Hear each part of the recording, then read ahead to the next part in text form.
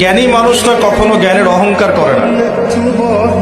যার ভিতরটা পরিপূর্ণ সে খুব একটা বাজে না। খালি কলসি যেগুলো সেগুলো বাজে, ভরা কলসি যেগুলো সেগুলো কিন্তু বাজে না। সাগরের কথা একটা লেকচারে বলেছিলাম, সমুদ্রের নিচে অনেক সম্পদ আছে, কিন্তু সমুদ্র খুব শান্ত থাকে। যার ভিতর যত বেশি সম্পদ, যত বেশি জ্ঞান, যত প্রজ্ঞা, সে তত শান্ত বিনয়ী হয়।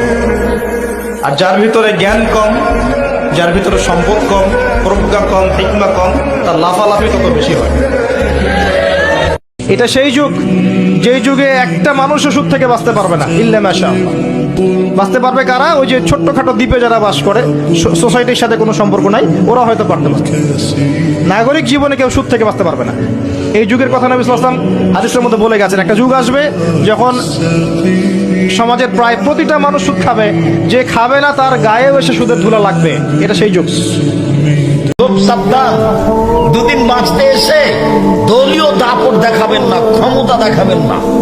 দোকানে বসে একবার রাগ করো, এই কে আছে রে, এই তোকে এই করবো সেই করবো, এই পাতাই ছেড়ে দেন। প্রতিশোধ নেবেন না, প্রতিশোধ নেই, মামলা নেই, প্রতিশোধ নেই, প্রতিবাদ নেই।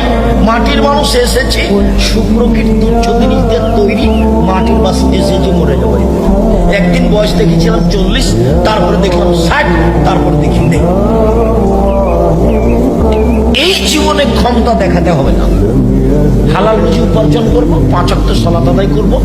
অন্যের সামনে কখন নিজের ছেলেকে, নিজের স্ত্রীকে, বন্ধুকে বা যাকে, হঠাৎ হাসির রোল পড়লো কেন এখানে?